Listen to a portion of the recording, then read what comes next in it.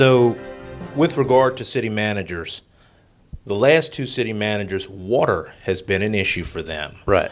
As the city grows, what efforts are being undertaken to ensure, first of all, that there's enough water, that the sources are protected, finding new sources, and most of all for the end user, making sure that they're billed properly? Well, water is an extremely important issue, and this council has been very aggressive.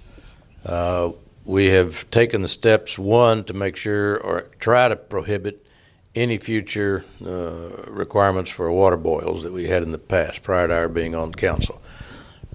Second, everybody takes credit. Every time something good happens, the elected officials take credit. Well, our Lake Corpus Christi is 100% full right now. Choke Canyon's over 50% full. Lake Texana's, I think, is 100%. So while we don't have anything to do with it, we'll take credit for having a good, adequate water supply right now. But what we have taken steps is we've identified one source of future water, which really would be just an endless supply, and we're doing the site selection now, and they will begin to do the processing with the contract with Freeze and Nichols for the permitting of a desal plant. And industry has stepped up because they want an uninterruptible water supply also, because you know, when you leave your office, you can flip a switch and come back the next day and flip a switch and have the lights come on. In industry, you just can't turn the switch off and on. You've got to keep running, and water is extremely important to them. And so effective October 1st of this year, industry started adding an additional, I want to say 25 cents to each 100 or to each 1,000 gallons of water that they are using to go into a fund that is going to be solely used and dedicated for the security or the securing of a future water supply.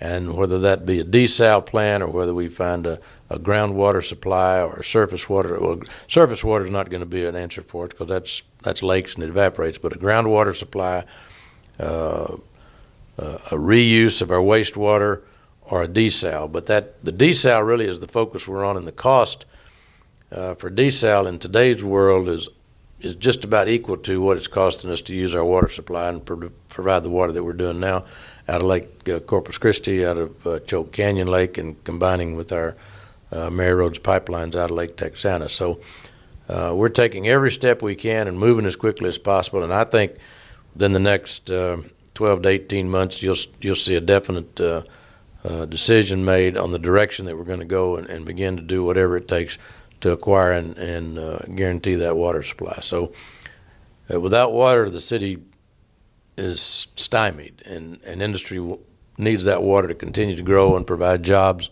and expand our tax base. So we're focused on that, and I think we're going to have that identified. And we've quit talking, we've quit studying. We're now in the process of laying out our plan how we're going to get there.